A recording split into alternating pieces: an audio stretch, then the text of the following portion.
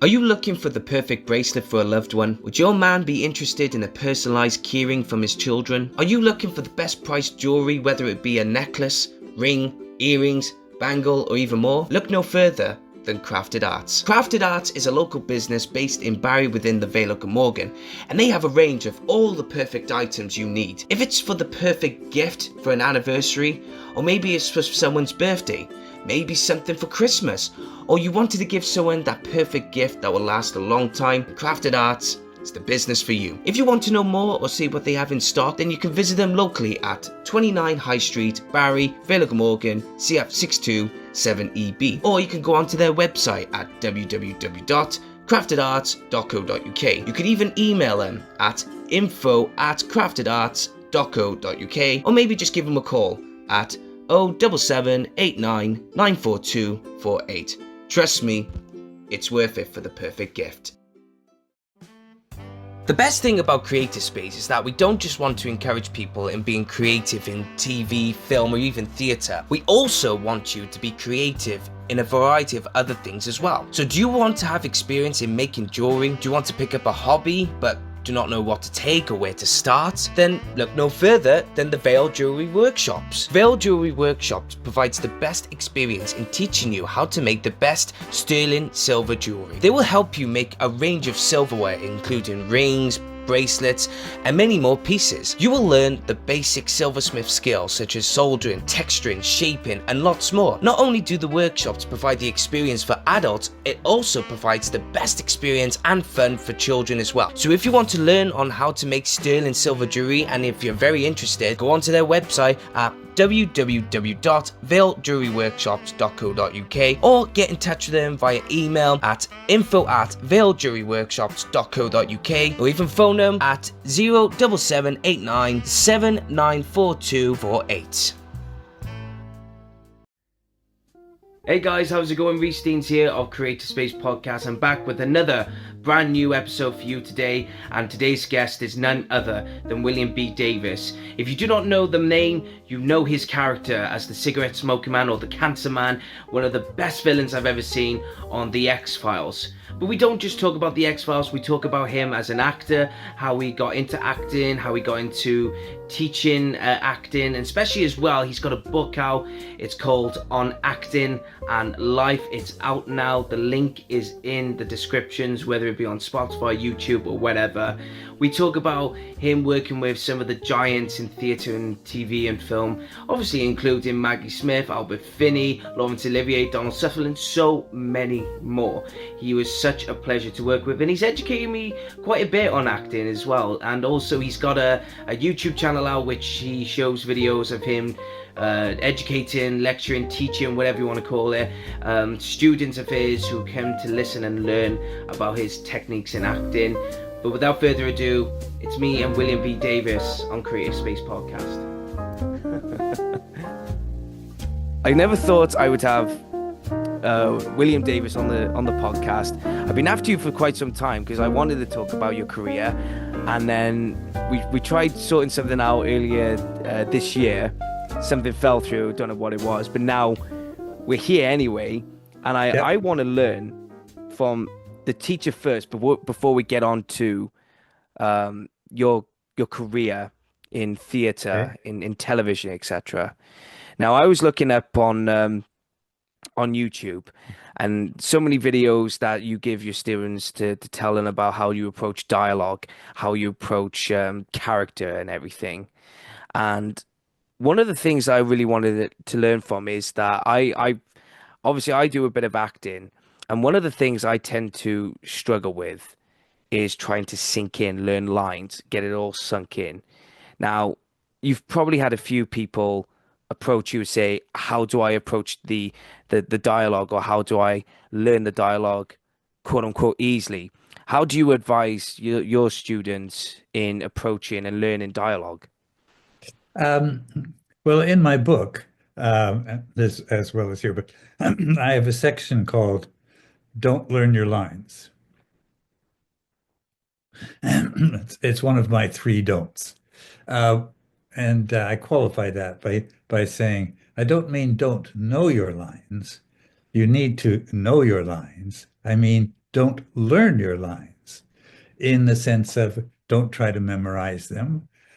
Don't try to absorb it off the page. I even suggest that you don't highlight them, as most actors do.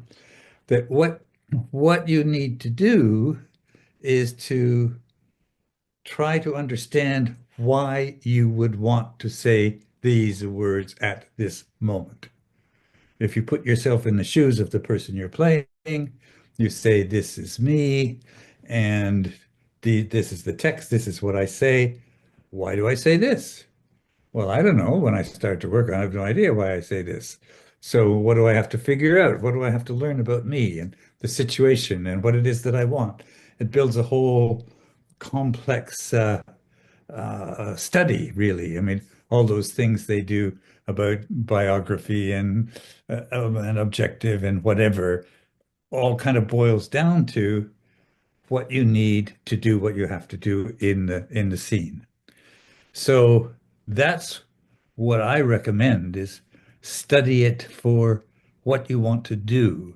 In fact, I'll go even further if you like, because I don't have trouble learning lines. I've always had a good visual memory. I could always learn them quite quickly, unlike what you're describing for yourself. I have to undo that as an actor. I have to try not to do that. Because if I do that, what I do is I memorize the text, it's in my head, and I read the text in my head. And so I'm still reading. I haven't absorbed the character, I haven't become anybody, and I anticipate all the time. I'm always anticipating what's going to come next. But if I really work on why do I say what I do, or say what I say, and why do I say it when I say it, and why do I say it exactly the way I say it, all of those questions, as I do that, of course, I come to know the words. But I know the words in a different sense than if I had memorized them. I know them as part of me in that situation. I become dependent on you, the other actor, because if you don't say your line, for which I know I want to respond with this, but if you don't say it, I don't know what to say. I have no idea. If I've memorized it, of course, I've memorized your line too, and I could say your line and then I could say my line, and we could do all that, but it's not going to be dynamic. It's not going to be alive. Yeah. So, Because it's always interesting because I always get a lot of people saying it's always better to understand the character first before knowing what they're saying in the text. It's like, oh, how are you going to get to know the characters and everything?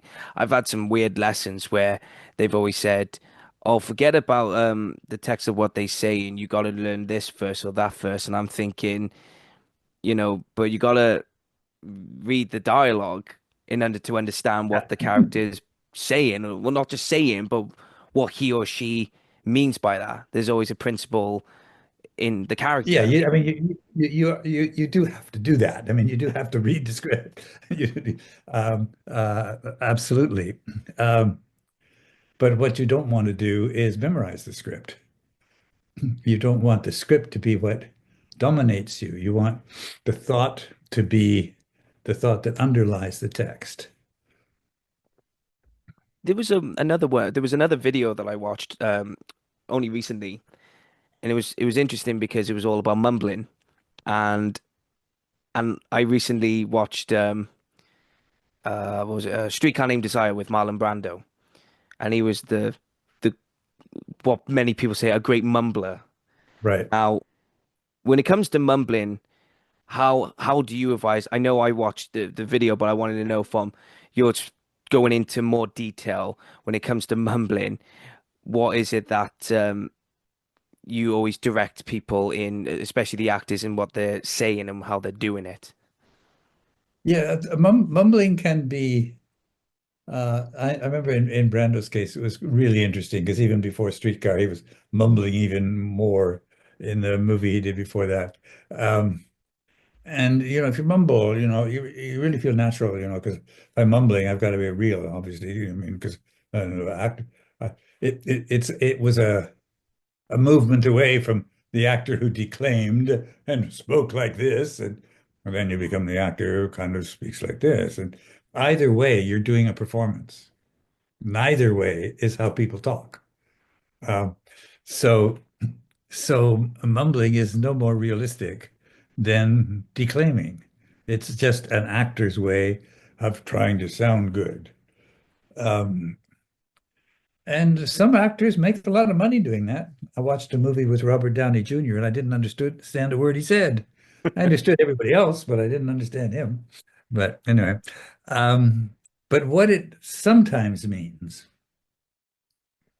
is that, usually as a character, I'm in a situation, and it's usually a situation that is emotionally troubling in some way. And usually I'm trying to deal with that situation. But when the actor mumbles, it usually means, or often means, they're just sitting in the emotion. Yeah, I'm nervous about this conversation I'm going to have with you. I don't feel comfortable talking in a broadcast kind of like this. So I stumble along like this, and it's very moving because it's very real. But in real life, I would never do that. In real life, if I was nervous about it, I would talk more, maybe too loud even, but I wouldn't mumble. Be the last thing that I would do, because I'm trying to solve the situation. But as an actor, you can just do what we call play the problem. You play the problem that you're in instead of the actions that are trying to solve the problem. Mhm. And what often happens with that is it's all the same in a scene because the problem doesn't change very much. Usually, what changes is what you do about the problem. But if you're not doing anything about it, but just sitting in it, it'll just kind of monotonously stay pretty much the same. When it comes to your teaching, d does any of the students or even yourself use any techniques as well from other like theatre practitioners like Stanislavski or Brecht or Arto? Do you ever try to use any examples from any uh, dramatic tech technicians, practitioners, or do you try to separate that and go, well, this is my experience, this is how I would deliver? I mean, I think we're always drawing on what we've been exposed to and what we've learned. I mean, I've been doing this for 70 years. Well, not quite. Yeah, close. Yeah, 70 years. Yeah, no, I've been doing it for 70 years. So I've been exposed to a lot of acting and a lot of acting teachers, a lot of directors. I've read a lot, and some of it's been great. And I borrow from other people all the time. There's a wonderful acting teacher in Toronto, Rosemary Dunsmore, and I copy her all the time. Uh, Studied with Carol Rosenfeld from the Uta Hagen HB studio, and I steal from her. I mean, um, but as for sort of applying the technique and saying, okay, we'll do some Meisner now. No, it's a for me it's a coherent package. Um, When it comes to your book on acting and life, what was the reason why you wanted to go into writing a book about acting and also about your life? What what was the catalyst to get this going? well, there's more than one catalyst. Um, I love to write. I'm good at it. Um, So that was a start. I wrote an earlier memoir called Where There's Smoke, and that was really fun to do. And I said more in that than I should have. Um, but I did want to endeavor to clarify what I think about acting. And I could have just written that, just a book about acting, I suppose. But I also wanted to write about my remarkable life about acting, uh, because it's really quite unusual what I went through and the people I've met and working with Finney and Maggie Smith when they were beginning. Um, Brian Cox was my apprentice at the Dundee Repertory Theatre. I mean, I've been a lot of places. I've run the National Theatre School of Canada. So I basically copied Stephen King's format. he wrote a book called On Writing, Mm. in which the first half of the book was his story of how he became a writer, what what his life was about writing to get to him to be a writer. And the second half is what he knows about writing, or what he thinks he knows about writing. And basically that's what I tried to do, is that the first half of the book is my in like professional biography. My first memoir is a lot more personal, and as I say, probably too personal, but never mind. This was more professional. My uh, my life in the industry, in the profession, whatever you want to call it. And how did I learn what I think I know about acting? And then here is what I think I know about acting. You mentioned Dame Maggie Smith and a few other individuals then, and of course in the when you were in England, when you were in England for I think a few years, like 4 years, I think it was. Um, was it about 4 years? That would be It's right. five pushing six. Five If pushes. assuming you include Scotland in that. Yeah, I'll include The Scott. Oh, let's Scots put the wouldn't UK. the 4 years in yes. Put the UK down. The Scots wouldn't agree with you, but because I Oh spent no, a that's fine. year a bit in Scotland because Yeah. I ran Because the everyone family says practice. if it's like a few people when of course the main drama school in Wales is the Royal Welsh College of Music and Drama, and if you said, oh, you studied in England, it's like there's a word called Yeah, Welsh in there. yeah, actually, right. Yeah. But Anyway, yes, I was there in the UK for a few years. Yeah. yeah, a few years. You worked Mhm. under Lord Olivier. Lord Olivier. That must have been. I hope I'm right in saying this as well. If you did work with Lawrence Olivier, um, did Continue with your question, and I'll clarify. yeah, I was trying to word it correctly. Um, what was it like to work under Olivier and also to learn and how he directs and how he approaches theatre? Because that must have been one big education just to learn something from that man of theatre, British theatre, film and television, etc. Well, it's interesting because he's as an actor, he's remarkable. He has a presence and a charisma that was unmistakable. He can come on stage and you couldn't help but look at him. In real life, he was a kind of uh, middle-aged Brit who went to work carrying his umbrella and nobody recognized him. I mean, he was a pretty ordinary sort of person. Um, in some ways, I can't answer that a lot because I was in his company, but his company was divided into two parts, a company A and a company B. There were two sections. And I was in company A and he was in company B. So my experience with him directly was not a lot. Um, in a way, the most interesting part might have been my interview for the job as an assistant director at the theater, because I had three interviews. In the first interview was with a general manager, and it was a nice kind of exchange and talk. And my second interview was with John Dexter, who was one of the associate directors, and he talked all the time. All I had to do was listen. And then the third one was with Olivier, and he had a couple of other people with him. And it was a very strange experience because, I arrived early and I waited quite a long time before somebody came out of the room, sort of my age, looking pale-faced, like he'd been through God knows what. And I thought, oh my, what am I in for? Anyway, they invited me in. We said a couple of words, and then he just looked at me. And I I didn't know what to do. So I muttered, I have no idea what. And he kind of kept looking. And after about 3 or 4 minutes, he said, thank you very much. And that was it. Um, and I got the job. Um, so he had an ability to not worry what we thought of him, but to pay attention to what he wanted to find out, I think. Mm. You know, it's interesting. I got the job of the director at Dundee because, and again, the general manager didn't know really how to judge me and see my work, but he liked my hands. He told me years later that, that was the tipping point, that I had sensitive hands. But that was kind of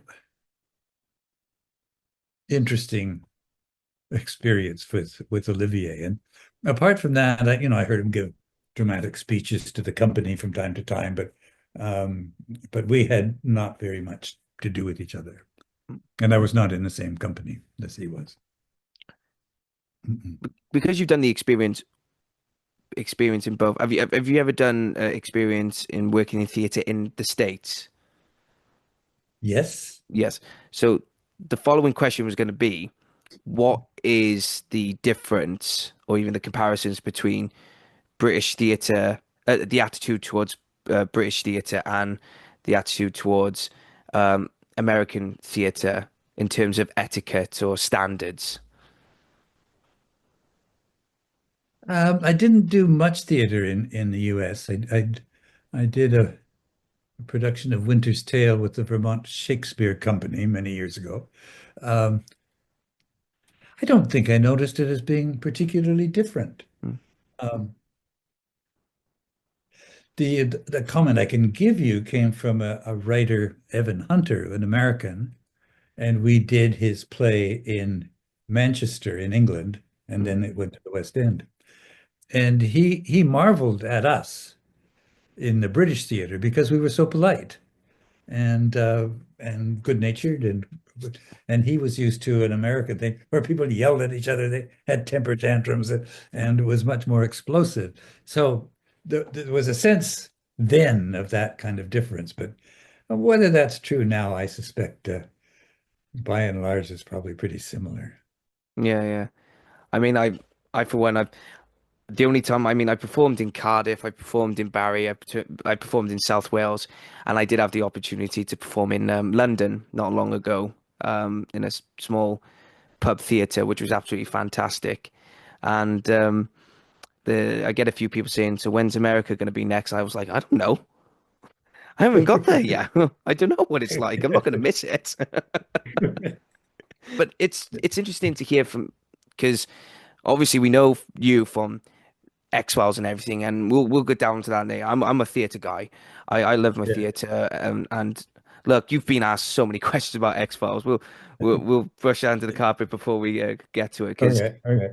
but what's really interesting is like you work with some people, and you did, like I said, we did mention Maggie Smith. One of them was Derek Jacobi. Yes. Um, what was that like to perform with Derek Jacobi? Well, I didn't perform with him actually. Or My direction, wasn't it?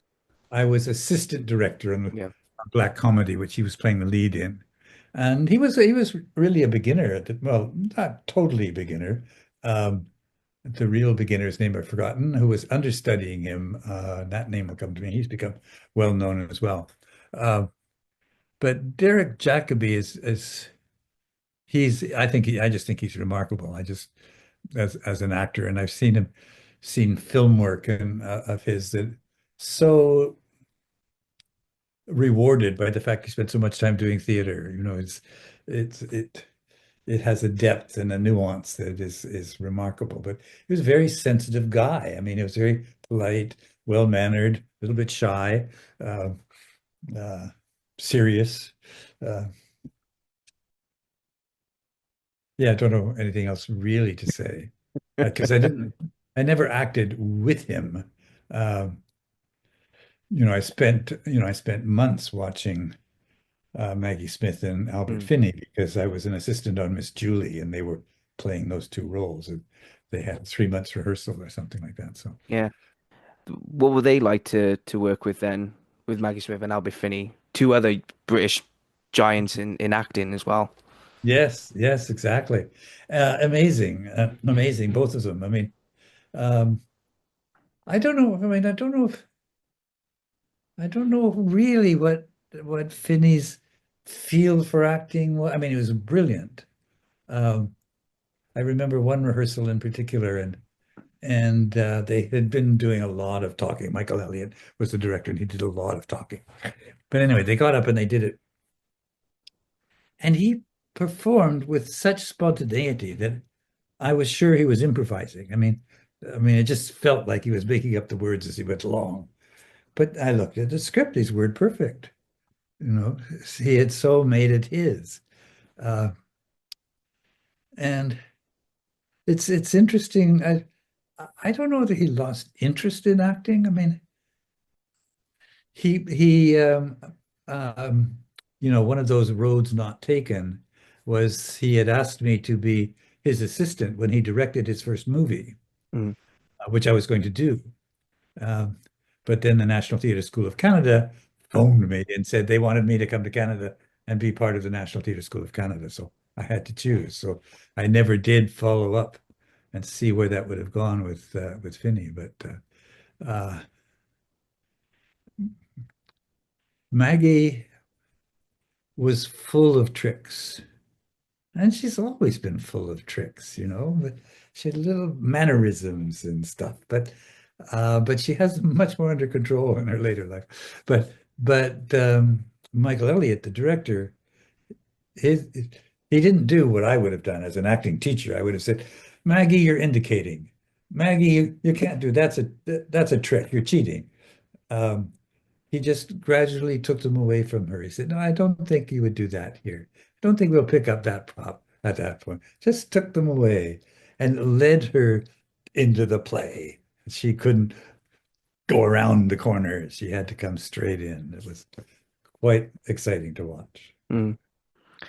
There's another individual I want to mention as well, who, like a few who have done so, they've gone from being a professional wrestler going into film, and that was Steve Austin, Stone Cold Steve Austin.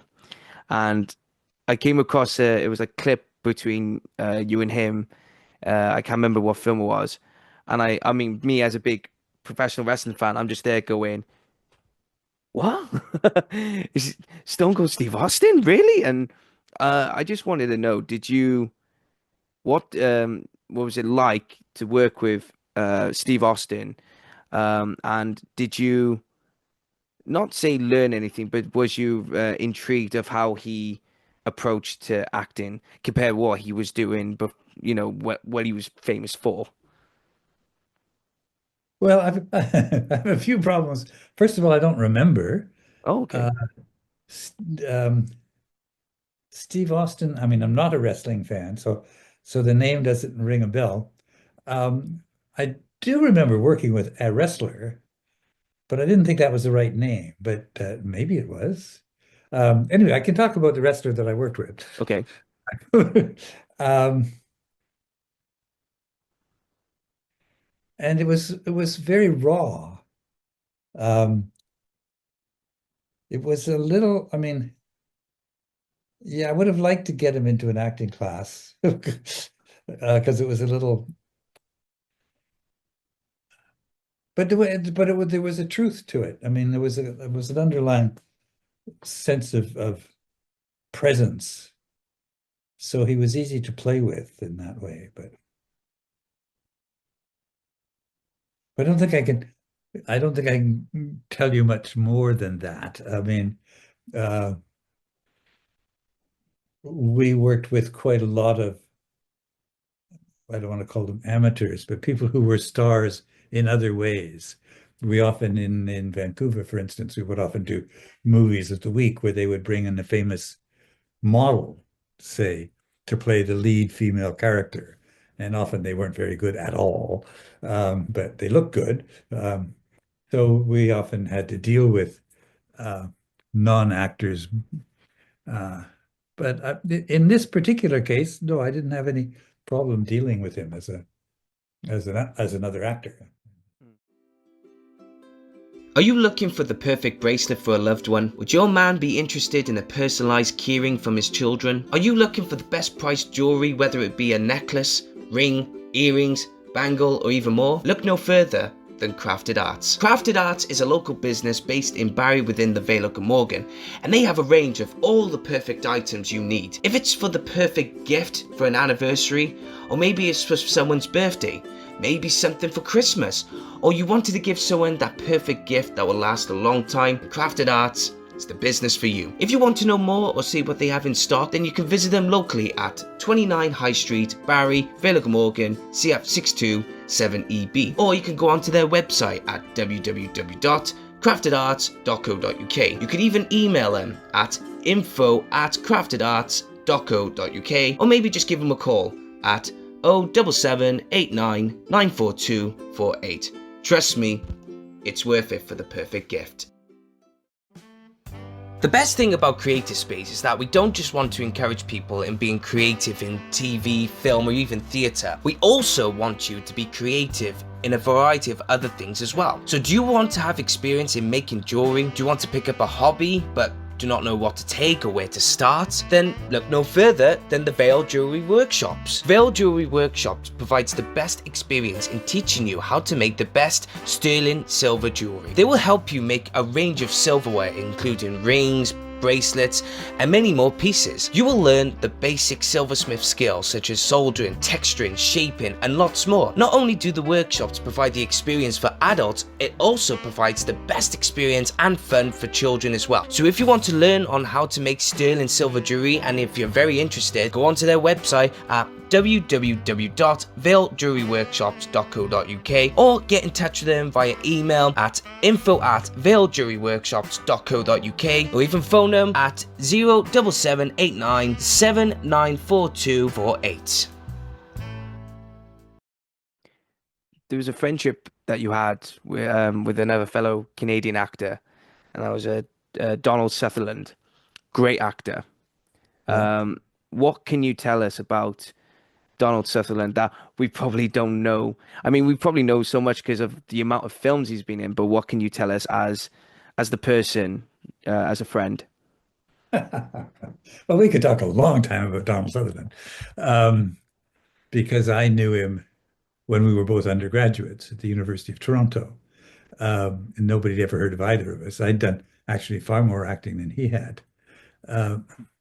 In fact, he was very, very raw. And those of us who had a little more experience, we thought, if there's anybody who's really not going to make a career out of this group of us, it's going to be Sutherland. I mean, he's just too raw, I guess. It's the only way to put it. He didn't have any technique. He didn't really know how to approach something. He just kind of talked, and yet when I look back on it, there were some things he did that were kind of decent. We had him come to our summer theater company to play Harvey, to play the comedy about the guy who sees a 6-foot rabbit all the time, and he had a lovely ingenuity and simplicity towards that, but we didn't really trust him with senators or normal people to play. And then he went off to, he was also a hippie, and also before there were hippies, and he went around in sandals and dyed his hair and lived in a bohemian apartment, and people called him Fish. Don't ask me why. But anyway, then he went off to Lambda, which he reported to hate. And I didn't see him for a couple of years.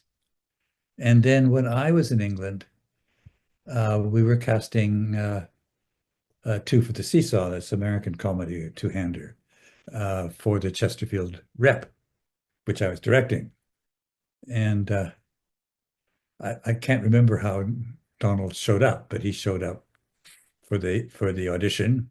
Another Canadian actress, Jackie Burroughs, showed up as well, and I cast them both, and they were marvelous. And he had changed dramatically in the 2 years since I'd seen him. He had become so formed and clear and thoughtful, and yet still had that raw spontaneity that he'd had before, but now it had structure and shape, and it was beautiful to watch him. I mean, he brought a realism and a spontaneity to the work that was fantastic. Mm. Um, and Is there any performance that stands out for you from Donald Sutherland? Do you ever go, man, that was really fantastic, phenomenal. Is there a performance that oh, sticks there out in is, it? but you won't have seen it. It was at the Chesterfield Civic Theatre. Uh, Oh, we damn. well, we rehearsed in a lot the way we're talking about acting. Mm, Um, I'm not sure why, and it's partly maybe what led me into this whole approach to acting because we didn't memorize the lines. We worked on what was happening between the two of them all the time. Um, and so the dynamic between them was electric. We had a disastrous opening night because it was a rep theater, his first attempt at a rep theater in Chesterfield, and we opened the night before the previous play closed, so they had no time to do a proper tech, and blah, blah, blah. The props were in the wrong place, the phone rang at the wrong times. All those things that actors depend on didn't happen at the right time, and they just struggled to go through it. That was a Thursday, I think. The Saturday performance, everything was in place. All the props were there, and it just electrified. And I'll remember that all my life. Uh, Jeffrey Ost, who ran the Sheffield Rep, was there that night, and he said he had never seen a play like that. Um, Regrettably, we never saw it again. After that, they got conscious of making sure they knew their lines and, and the spontaneously. It was still good, but it never had that electricity that it had then. mm. Um, so that's no help. You can't go see that because it's If only we had a time machine, eh? yeah. But you've probably seen more of his films than I have actually, because I've Yeah, never been a but great. probably Yeah, yeah, you've seen. It's like it's always the same. You've seen so many, you forget which ones that you have seen. I mean, Invasion of the Body Snatchers always sticks out in my mind, but I know he's more than just like sci-fi and yeah, thrillers and that. I mean, it's like Ian McKellen. I remember once Ian McKellen and Patrick Stewart. They did a tour of Harold Pinter's play No Man's Land across the UK, and I unfortunately didn't go and watch No Man's Land, but I just happened to be in Cardiff while they were at the new theatre in the same city, and I thought, you know what, I'll get a program and get it signed by them. So as I did that, Ian McKellen came out and he was signing autographs, and and I said, "Oh, you should have gotten an Oscar for this, or you should have gotten an Oscar for that." And he just took a look at me graciously, and he went, "It's not about Oscars. It's worth more than that." And I just took a look at him and went, "Oh, okay." oh, good for And him. but Yeah, not in a way of taken back by yeah, I did yeah. counter, but it imprinted. It was like it's the award is not this trophy. The award He's is a when you working go out actor there, yeah, and do the work. Yeah, to do it, yeah, and that's yeah, why I feel like when I went to London, um, it didn't matter how many people were in the audience, as long as we had an audience and they really enjoyed it. That is the most rewarding thing you can ever give them. yeah, Um, yeah, because there was another time where me and my friend Lewis we did a performance in Cardiff. It was a play that I've written, and we had 3 days in a 50 seated theatre venue. First night we had about 25, 28. Fantastic. Second night, four. yeah. And it was, and but it didn't matter. But I think what bothered us was because we were doing a comedy and you got four people in the audience, is how do you get that laughter? Um, Yeah. but No, it's difficult. Yeah, oh, exactly.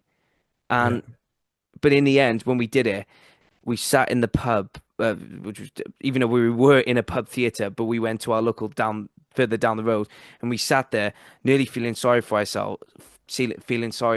But in the end, we said, "Look, no one can take away from us that we performed in front of four people, and now we have the attitude to go in and say it doesn't matter how many people are in the theater. Yeah, The rewarding yeah, part is those people, whether it be one, hundreds, thousands, they're gonna come and yeah, watch you. yeah, yeah, for sure. Yeah.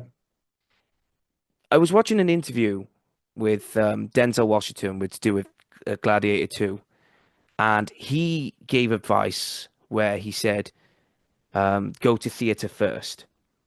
Always start with theater first, go and plays and whatever. From your experience, because of your experience, and if would you give the same advice like Denzel Washington gave, is go and do theater first before you want to go and do films and TV work? Would you agree with that, or would you give a different advice? Well, no, generally speaking, I would. Um, but you could add in, just for fun, you could add in low budget movies. And the reason I say that is the bigger the budget of the movie, the less work you do as an actor. The more time you spend waiting for them to light and waiting for them to do this, and the less time you spend actually acting. Whereas if you're in theater, um, you're acting all the time. You're acting in rehearsal and you're acting in performance. You're doing it all the time. And you can be doing it in low budget movies because they have to do it fast. You're acting a lot as well. But the bigger the budget, the less you act. The more resources you have. But um, if you want to build a base of experience of work, yeah, theater is, and it has a lot of advantages because you also have a feel for an audience response, um, and quite often the scripts are better. You know, I mean, if I work in theater, I'm apt to be doing Shakespeare or Shaw or Tennessee Williams. If I act in film, I'm likely to be doing the exposition for some movie of the week or some, you know. Hmm. Is it to do with, do you think it's mostly as well discipline with theatre? There's a lot of, Yes. yeah, because Yes.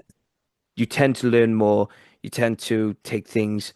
I'm not saying, I mean, you can have fun, but you can take it serious and like, look, everyone is You watching from come on head to toe. time, you come on time and you're prepared and you stay awake. Yes, you do all that. Hmm. Um, I mean, there's there's so many different situations. I mean, I don't know what it's like in Britain now, but when I started, well, there weren't all those small theaters that you like your pub theater. There was none of that. I mean, um, you worked in rep, or you worked in West End as an actor. Um, but what was I going to say? It was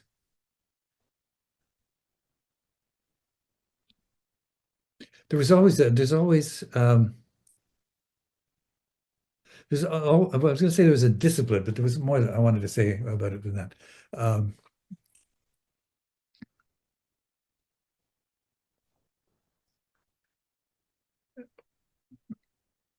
there's a tradition, Hmm. uh, and that happens in the theater.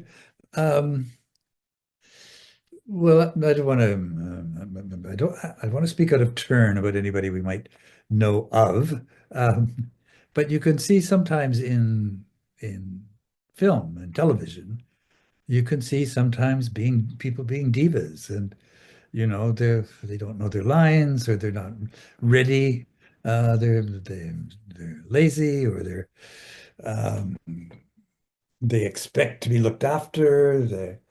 Um, it's a funny thing that happens when you're a television actor in a series like X-Files. I mean, you don't have to do anything. If you're going to travel, it's all arranged for you. You just show up.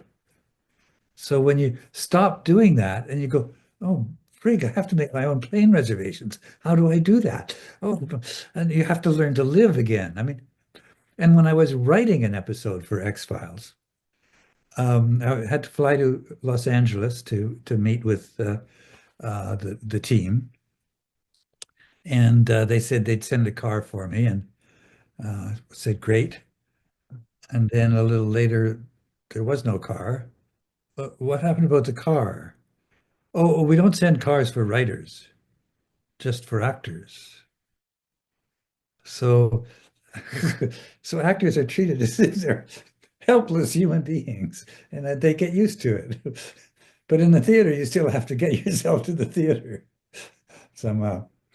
I I still get. I mean, yeah, there's a bit of starstruck in me if I see a face like a star face, but I tend to get more as well starstruck when I see a writer, a playwright. I mean, Yeah, if Harold Pinter was to walk in the room, I'd be there going, "Oh my God!"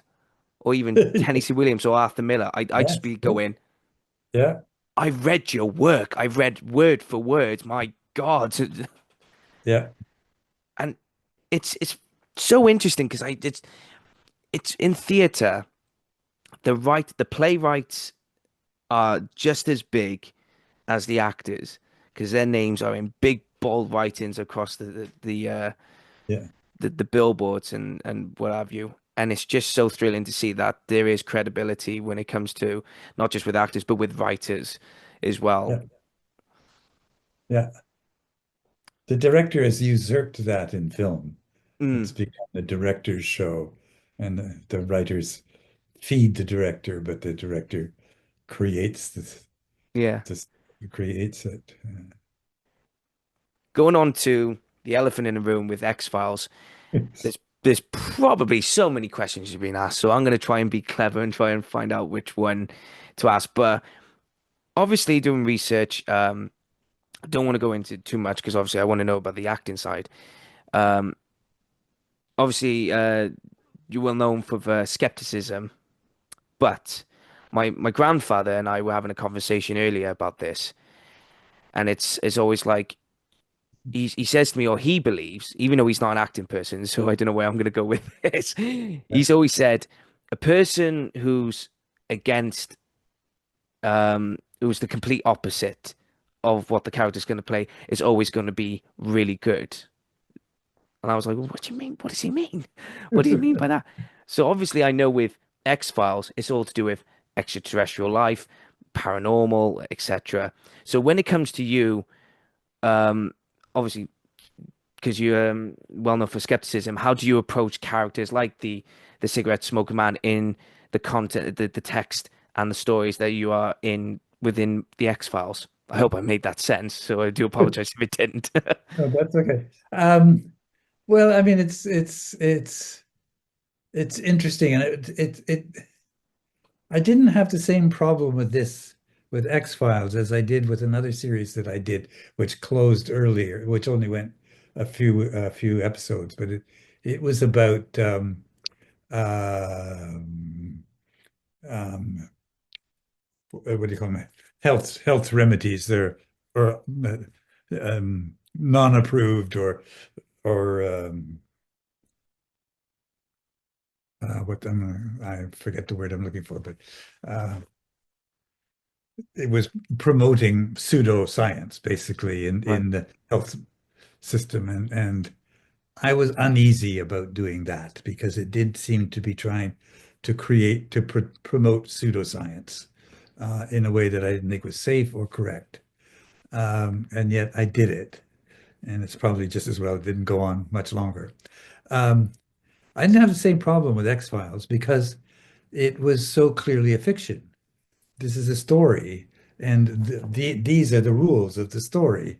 I mean, Batman has rules as well. I mean, people don't actually fly, and people who watch Batman don't think they're going to fly tomorrow or meet anybody who does. Uh, there's a coherent rule about it. Um, so in that sense, I was comfortable with it. Um, Now, I had problems with Richard Dawkins. Do you know of Richard Dawkins? He's my I don't want to say my mentor. I have met him, but he is the evolutionary biologist who I just bow to. Wrote the book, the Selfish Gene, about how humans function, um, and he made a speech in the 90s criticizing the X-Files. He said, in the X-Files, a proposition comes up on every episode. Uh, there's a scientific solution and a pseudoscientific solution, and always the pseudoscientific solution wins, which would be Mulder's as opposed to Scully's. So he felt the X-Files was promoting pseudoscience. And when I read that, I thought, oh dear, maybe I shouldn't be doing this. Of course, it was the breakthrough of my career. Oh no, I just throw it away because I don't believe in promoting pseudoscience. But I protected myself because the other thing that Dawkins always proposed and still proposes is to base what you think on evidence. So he said, this show is promoting pseudoscience. But he actually had no evidence. He just assumed that if you do that in a show, people will believe in the pseudoscience. He has no proof. So I was doing all these conventions and I would ask people, I would say, how many of you believe that there are aliens among us? And it was usually about 50%, which was what it was in the general public, people who didn't watch X-Files. So small sample, but my evidence showed that we weren't promoting pseudoscience. We're doing a play about pseudoscience, but we weren't promoting it. So then I could relax, continue with my career. When it's really interesting how your character goes from just being a character in just the background to being a top villain. And it's just that journey for you as an actor to go from, yeah, I'm going to be in the background, I'll just have a ciggy, to then go, huh, Fox, I am, Mulder, I am your father. It's like, wait a minute, hang on a minute. Where did that come from? No, it's true. Yeah. Yeah. But what was that like for you just to have that, you as the actor grow, but the character you played grow as well? Yeah, I mean, the whole thing was remarkable in that sense. I mean, as people often know, I didn't even audition for that role. I auditioned for if you were a fan, you would remember the pilot, and there's a senior FBI agent sitting beside the head of the CIA who's interviewing Scully for the job, and he has Mm. 3 lines, and that's what I read for him, a part with 3 lines. I got this part with no lines. My friend got the part with the 3 lines. We laughed about that a lot later, but I laughed more than he did. Yes, it was remarkable. I didn't expect it would even be picked up. I thought a show about alien abduction really wasn't going to go anywhere, but who wants to watch that? So I was surprised it even got picked up, and then I was surprised they wanted me again. And then I was surprised they wanted me again. And then they gave me a line, and then another line. And then in the second season, they gave me a big scene with David, and off we went. And I give some credit to the fans because they got interested in this, what became the mythology, but wasn't really planned as part of the show. It was a schema that got developed in the storyline to explain why Scully was pregnant, or she wasn't Scully that was pregnant, but why the actress had to step aside for a couple of weeks because she was pregnant. Mm. So well, there was never a Bible for X-Files, unlike so many shows. So it had the beauty that they could follow whatever seemed to be working, what people liked, what was interesting. And so my character, the fact that there was a villain at all, I don't think was really thought of, and that it would be me. But it was fabulous. It was a great journey to go on. I loved getting the scripts. They were always fascinating, and they were always, what? Oh, let me think about that. Now, maybe that's another way, because I once thought about the title of my book, maybe about acting, would be Why? that why was the big question. And now that we talk about it, I think that you'd get these X-Files scripts, and I'd go, why? Why am I saying that? And I really had to figure out why I might be saying that, you know? So yeah. Yeah, it's like, what? It's like, honey, have a look at this for a minute. Yeah, exactly. Oh, Yeah. I mean, yeah, I've watched the X-Files, and when growing up when my uncles were living in it. At the moment, I'm in my grandparents' home, which I grew up in, and my uncles always had the X-Files on, and I always walk into wrong place at the wrong time. I always walk in, and all of a sudden there's like a creature stretching the arms or something like that, or there's something's happening. And my grandfather, or my grandpa, as I call him, my uncles be going, yeah, Reese, I don't think that's going to be the right thing for you. And I go, and I say to one of my uncles, dude, I've watched some of your Certificate 18 films, rated R films in the DVD cabinets. Cry me a river. Cannibal Holocaust at the age of 9, for Christ's sakes. Yeah. Yeah. Bad idea for Cannibal Holocaust at the age of 9. That was a bad move. I got bored. That was the funny part. I don't know if you ever were aware of Cannibal Holocaust. Yeah, No. it's long in the folklore, film folklore, as part of like what was it? Cannibal Holocaust was well known for it to be in quote unquote too real. The film director basically got into trouble with the law because the people thought, even the law thought, that his actors actually got killed. Was that it? Oh, okay.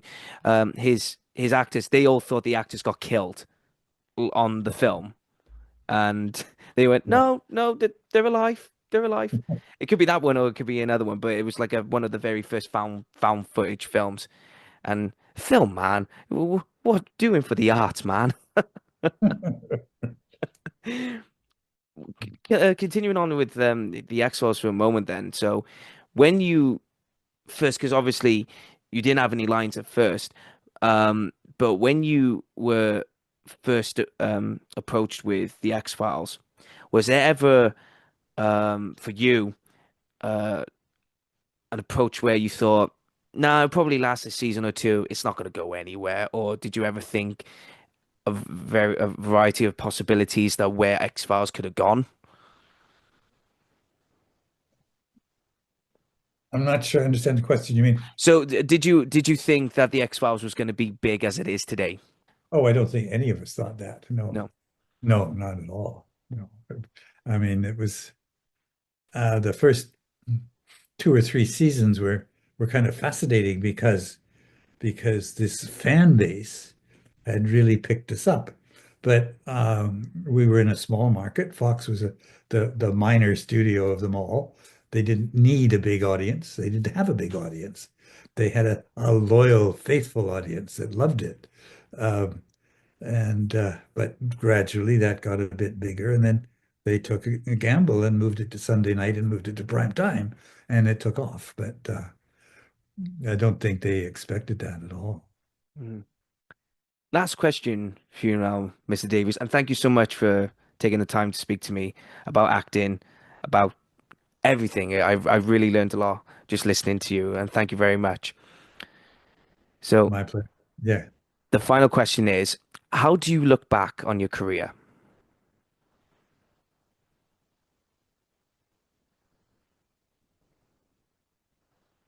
I don't think there's one way to answer that because there isn't one obvious line. I mean, um, other than it's long. Um, I mean, I did live radio drama when I was a child actor, when you went live to air, not live to tape, live to air with music and sound effects and everything. Um,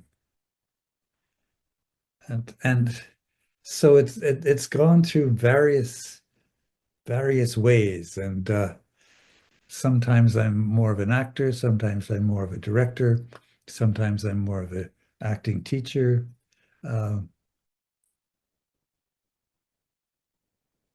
But I don't have there's no simple answer to that question because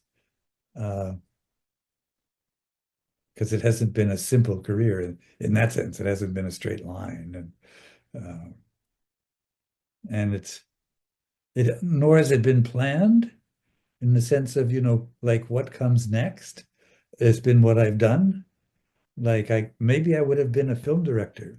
Maybe I would have stayed in England and been a theater director. But the National Theatre School phoned me and invited me to come to Montreal. And I'm a hockey fan and a skier. And being in Montreal was just a great place to go. And they offered me a lot of money compared to what I was getting, which was almost nothing. But I might have stayed. I might have. I have to write another book. Thank you guys for tuning in to the Creative Space podcast channel. Make sure you like, share, and subscribe to the channel so you can be notified for more content in the future. Thank you once again.